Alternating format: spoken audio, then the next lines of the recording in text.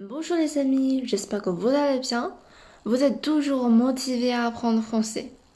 Alors aujourd'hui, on va continuer de traiter le système éducatif français et surtout l'enseignement supérieur qui est totalement différent de celui chinois.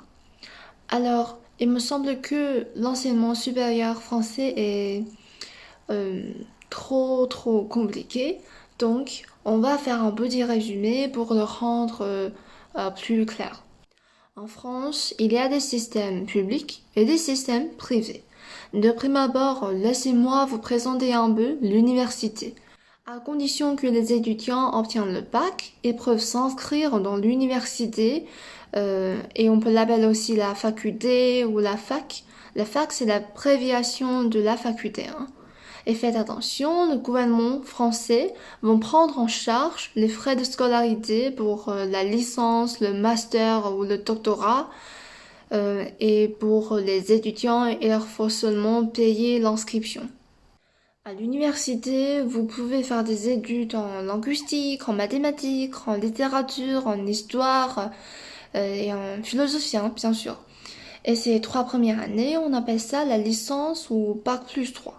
Et puis, vous pouvez continuer vos études pour obtenir un diplôme de master ou de doctorat.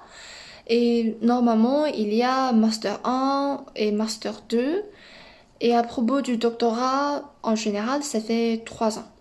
Maintenant, on va parler un peu de la grande école qui a vocation pour l'éducation d'élite. Il se compose de l'école de commerce, l'école d'ingénieur, l'école normale et l'école nationale d'administration. Et cette école-là, elle attache de l'importance à appliquer la théorie à la pratique et construire un lien fort avec les entreprises.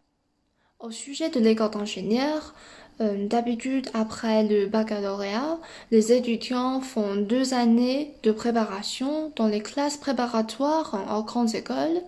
Et puis, à la fin de la deuxième année, ils vont postuler pour plein d'écoles et puis choisir laquelle ils préfèrent.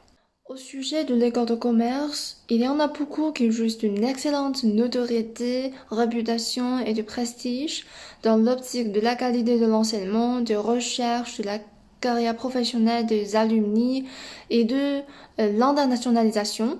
Mais malheureusement, elles n'apparaissent pas dans les classements mondiaux des universités QS et des QS World University Rankings. Il y a d'autres choses que je n'ai pas apportées, mais je pense que ça suffit pour vous de connaître un peu plus le système éducatif français. Si vous voulez donner votre opinion sur cette thématique, vous me le dites dans les commentaires, hein. Et bonne continuation et on se retrouve dans la prochaine vidéo. Merci à tous!